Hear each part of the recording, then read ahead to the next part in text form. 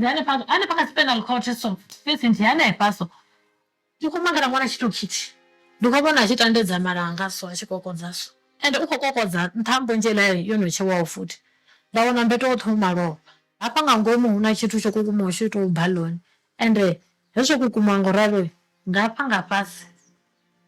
huna chitu chotodzimelaho chinotonga ndinamachela fhungo ḽa ṋamusi ndi khakhisa urwa ndi mbevha ya ludongoni mulwadze uri izwi vha muhasho wa mutakalo vhone vha ri zwiḽa naho zwo ralo riṋe ri na vhuḓifhinduleli ha u vha vhigela fhasi ya murunzi wa ḓuvha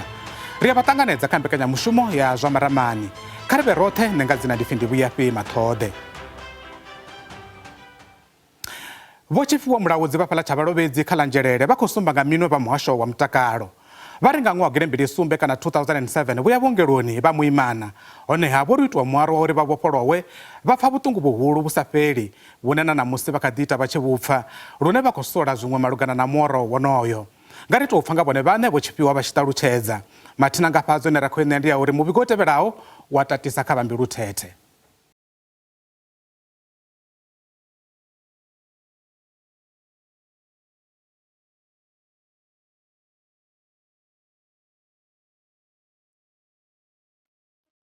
ndi kha ḓi vha muimana ndo vha ndi khou ḓi tshimbila kiḽiniki hanefhasi ḽo tshikalo tsha vhaimana ndi tshi ḓi swika vha tsheka vha monisa thumbu vha ḓi vhuya a vho ngo vhuya vha mbudza thaidzo na nthihi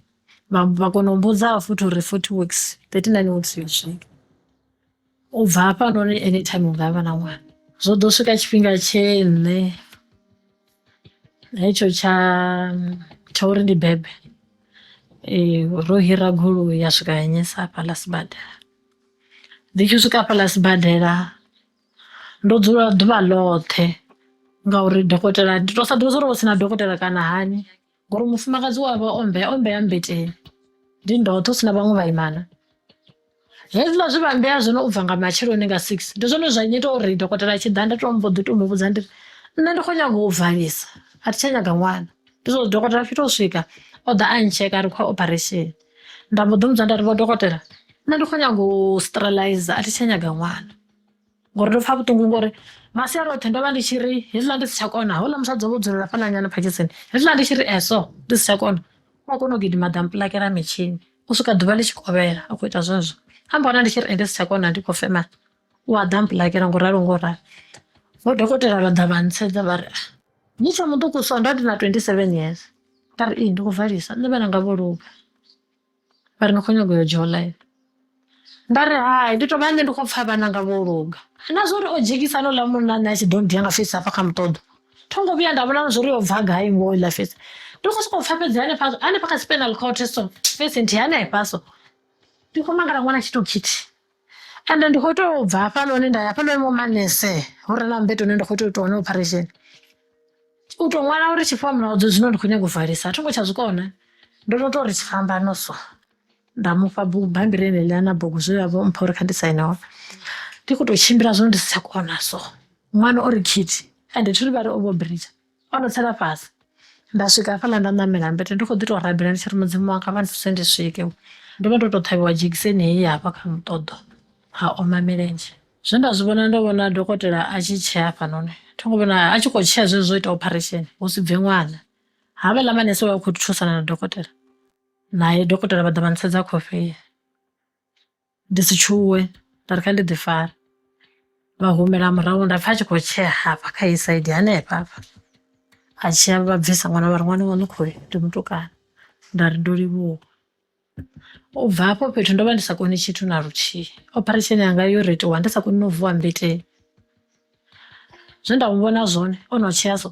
ndi khou vhona a tshi tandedza malanga so a tshi kokodza so ende u khou kokodza nthambo njela yo no tshewaho futhi nda vhona mbeto oṱhe u malofha vha ri kha ri mu tshifitele kha muṅwe mbete nda tshifitela kha muṅwe mbete nda ita operation yanga ya fhela ndi hafho operation yanga i si dovhe ya luga hei saidi ito nga ri ndi tshi ambaro yo kokodziwa so ito ndi ri vho tonga ho to nyimea so zwino ndo vha ndi khou dzhia u nga ri dzedzi dzi arane dzi tshi bva vhu ḓo fhola hafha fhethu.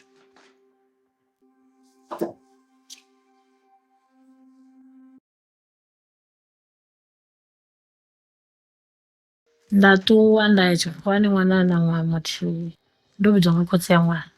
a ri ḓa ri dzule roṱhe. Ndi tshi swika hangeini uḽa munna ri khou tea u ṱangana ṅwana o no vha na ṅwana sokou bva malofha na vhuḽa so no vha vho tshi khou vhavha nga maanḓa hafha fhethu na ṅwana a tshi tou nthasa hu tshi vhavha nga maanḓa mara nda ri ndi songo ḓi tshuwisa ngori ndi operation yo thoma a thi ḓivhi tshithu nga operation ndi ḓo fhola. Heiḽa operation ya ita ngo ralo ḽa munna zwavhuḓi vhuḓi a dzhena hafhanoni o vha a tshi tonga muthu ndi vho nga ndo ntsha thumbu u a lwala ṱhoho ya rema wa ṱhavhaṱhavha ḽa malofha a thi a vha khou muva a tshi khou dzula hafhanoni u funa u lwala ṱhoho ya rema a si ye na mushumoni a pfha o neta o nwa malofha ḽa mashika o tshinyalaho a vhuya kha dza tshi ambara ndi ḓo tea u mala musadzi ndi nga si dzule na nnyi nda ḓela na ndi tonga muthu wa no poison ndi funa u vuwa ndi tshi lwala. Zwino 2010 nda dzula holu rumba lu khou tenda malofha one aṋe nda to guga bakete o vha tshi khou vhona ra khou elela mara tshifhinga tsho ri ndi ye maḓuvhani 4 days tsha swika ndi khou ya maḓuvhani.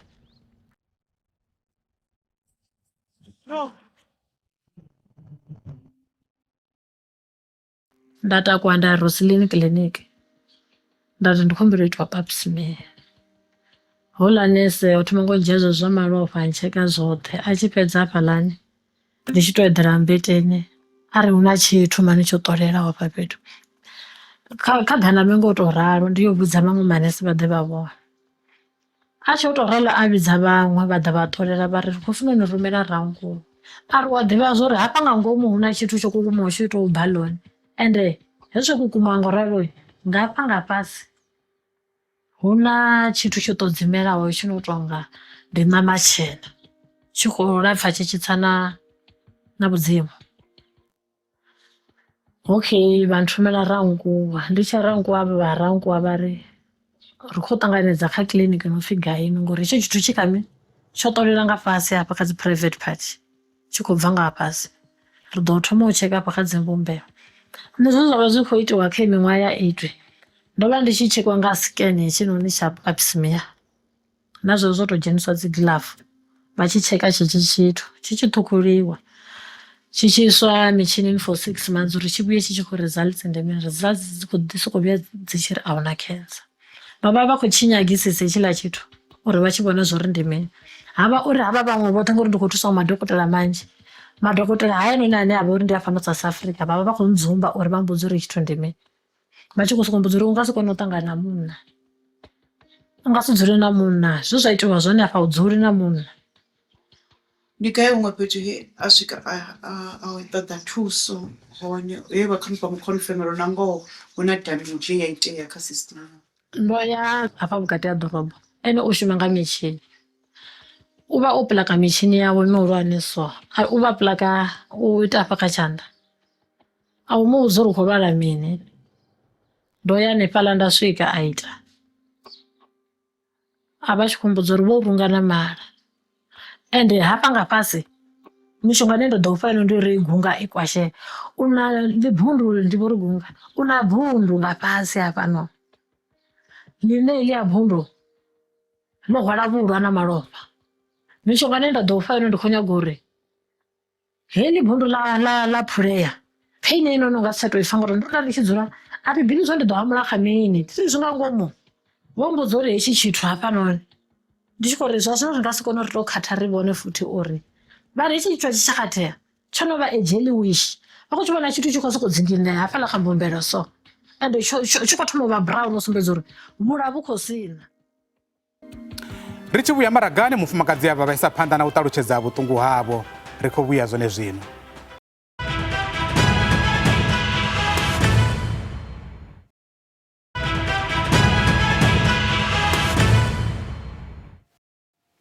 Ri khou dovha hafhu ra vha ṱanganedza vho Tshifuwo Mulaudzi vha ri vho ima vha tshi ṱoḓa thuso ya dzilafho fhedzi a vhathu thusalea u swika hana ṋamusi. Vha muhasho wa mutakalo vunḓuni ḽa Limpopo vho bva mulomo nga nyimele yeneyi. Muvhigo washu wa bvela phanḓa.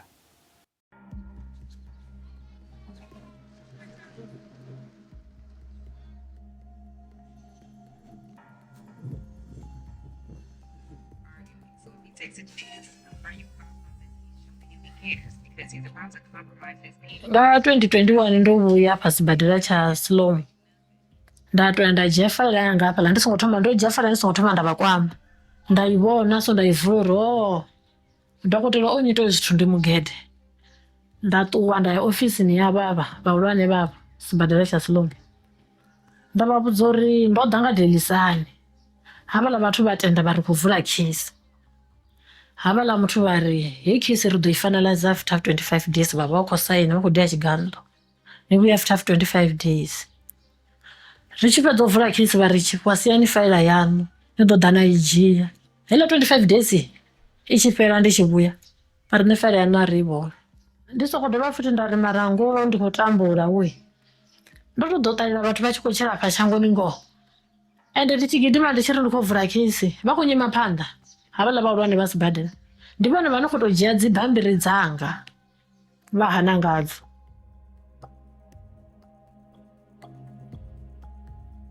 vha fhedza vha khou mbudza uri Tshifhiwa a ri khou nyaga faila ḓa ri ndi vulele ntswa nda ri ntswa i ḓo vha i khou sumbedza vhuṱanzi uri nṋe ndo itiwa nga nya operation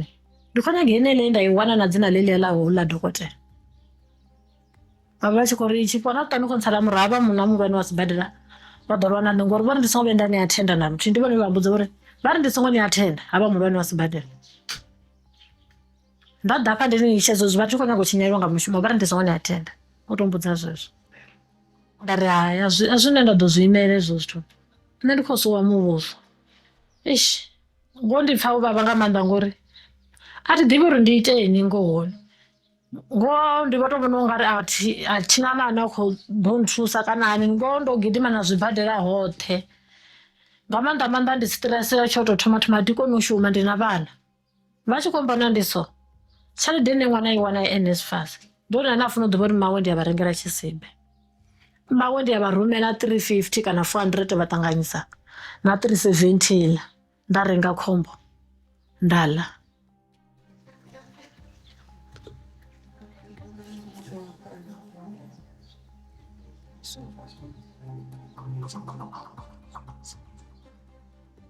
ro soko zwi dzhia ungari ndi zwithu zwiṱuku mathomoni ro okay vha ḓo ya ha dokotela ha rangiwa vha ḓo thusalea mara ha rangiwa vha tshi fhiwa nthu dzi date dza uri vha vhuye for check up zwino hezwi zwo vha zwi tshi khou dzhia miṅwaha thiri and then hayani ri dzula na makhulu anga ende ndi muthu ane vha na vhuthada thiri vha ya amba ngaho badi ndi vhuthada ha serious and zwine zwa to dina nga vhuthada ndi uri nṋe ndi muthu ane nda nyaga u tikedza mianga nga nḓila iṅwe na iṅwe ine ndi nga kona mara kha vhuthada ndi vhona ndi tshi fhela maanḓa ngauri nṋe ahuna tshine ndi nga ita ngauri hezwi ndi zwithu zwine zwa khou nyaga madokotela ndi nṋe a thina experience hafhu kha zwithu zwa vhudokotela. Vha muhasho wa mutakalo vunḓuni ḽa Limpopo vha ri fhungo ḽa Vho Tshifhiwa Mulaudzi vha ḽi ḓivha fhedzi zwa uri vho rungwa na mala musi vha tshi khou itiwa muaro ndi ḽiswa khavho. Ri a i ḓivha case ya Vho Tshifhiwa vho ḓa tshibadela tsha Siloam nga 2007 vha pregnant vha thusiwa u beba nga muharo cesarean section vha dzula tshibadela for 3 days vha tshi ongiwa nga vhaongi na madokotela after 3 days vha dischargiwa ngauri zwoṱhe zwithu zwi tshi sedziwa zwi zwo luga muvhilini wavho sa musadzi muṅwe na muṅwe ano beba nga operation zwino after 3 days vho ya hayani and zwa u rungiwa na mala it's absolutely something that we're hearing for the first time because even after she came back to hospital and checked there's no such a thing mara what we need to indicate ndori after vho ya hayani a vha ngo vhuya tshibadela kana any other facility ya rina ya Limpopo to indicate zwa uri ndi na challenge ya vhuṱungu after operation kana ndi na operation a i fholi kana nnḓa kana nga ngomu. She came back round about 2021. That was from 2007, and then she came back in 2021 complaining about what you are talking about. So richi achi vhudzisiwa tshibadela a sumbedza zwa uri o vha makhuweni, o vha tshikhuwani, o tshimbila dzi clinic dza tshikhuwani a ya rankuwa, then ra wana ra humbela what was done at Rankuwa ra wana uri there's a biopsy that was done at Rankuwa hospital. When we downloaded that biopsy ra wana zwa uri that condition has got nothing to do with cesarean section. It's a condition that can happen to any person. Ndi vhulwadze. Kha ri vhe ro ḽi fara henefha ri khou vhuya hu si kale.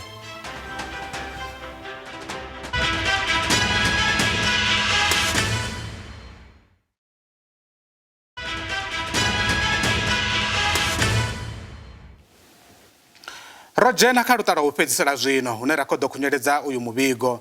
Ri ḓo dovha ra pfha na ngauri na mulayo wone wa dzhenana kha fhungo ḽo no nga ḽeneḽi. Vhaḓivhi vha mulayo vha ri arali na ngoho thaidzo ya vhomulahodzi yo vha hone nga murahu ha u itwa muaro sa zwine vha khou ṱalutshedza, ndi pfanelo yavho u dzhia vhukando ha mulayo. Medical malpractice ndi u sa londa ha madokotela musi vha tshi khou thusa muthu ane vha tea u mu thusa nga mbilu dzavho dzoṱhe na nga u ḓiimisela havho hoṱhe na nga expertise kana nga tshenzhemo yavho ine vha vha nayo. So arali ha itiwa zwithu zwine zwa songo tea uri zwi itee, ṱhamusi ḽiṅwe ḓuvha vha khou itwa operation hanefha mivhilini vha vho sia tshigero nga ngomu, ṱhamusi ṅwana a khou tea u bebiwa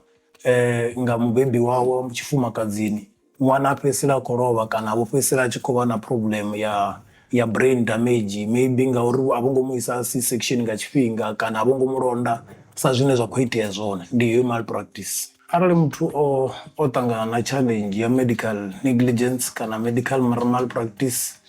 una pfanelo ya u approacha lawyera kana ramulayo wa choice yawe ane u ḓo mu thusa nga u mu itela dzi mbilo dzo teaho. Hezwo zwithu zwi thoma nga musi ho to ṱoḓiwa dzi medical records dza sibadela nga lawyer honoyo, then dza thoma dza studiwa a itwa opinion nga dokotela ono specialize nga tshenetsho speciality, then u bva hafho wa kona u itwa zwithu no phi letter of demand kana section 3 notice ine i ṱoḓiwa nga muvhuso uri before isa to institute legal action against any other department ya muvhuso ri tea u make sure ro thoma ra bvisa yo notice.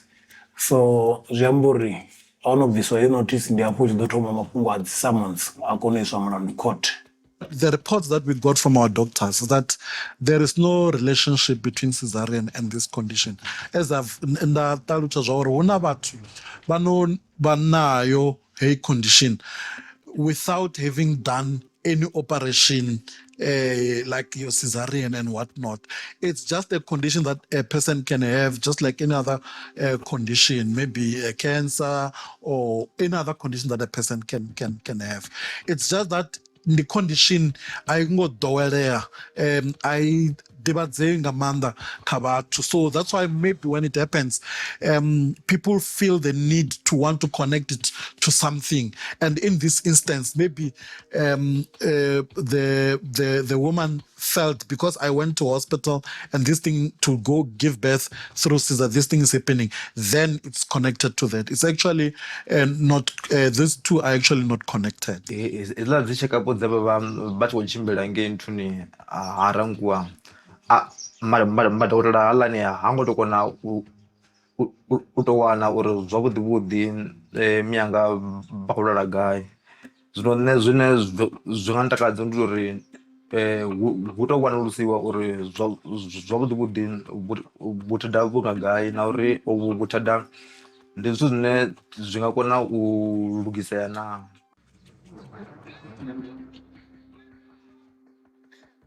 Ndi ḓo ri ndo vha na mini nṋe shangoni, kha vha mbudze zwino ndi tshi tou swika ngei kha mudzimu ngori nda fa hangei phanḓa hu tshe na vhutshilo vhu a hanefha shangoni nda fa ndi hone hu tshi khou pfhi zwo fhela. nṋe hafha ndo ḓo ṱolela vhathu fhedzi vha tshi khou tshila na dzi khuhu dzi khou enjoya vhutshilo a sa enjoy ndi nṋe fhedzi ndi tou vha tshi vhole fhedzi.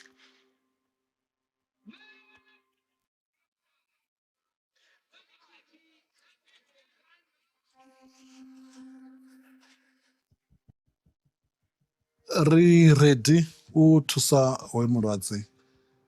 in any way that we can. As I've already indicated already, when she came back from Gauteng, we were ready to work with her, where we actually had in the process of booking her for assessment so that she can be seen by a specialist. Unfortunately, she never honored the appointment. So we have never been reluctant to assist her. We are always willing, we're always there. And even if she changes her mind and she decides wants to come back to be assisted, we have got no right to deny her that access. Everybody has got the right to healthcare, and as the public healthcare in Limpopo province, we are always ready to assist her. ro lingedza nga nungo dzoṱhe u kwamana na vha muhasho wa mutakalo vunḓuni ḽa Gauteng fhedzi vha fulufhedzisa uri fhungo iḽi vha ḓo ḽi sala murahu na zwino ri tshe ro lindela.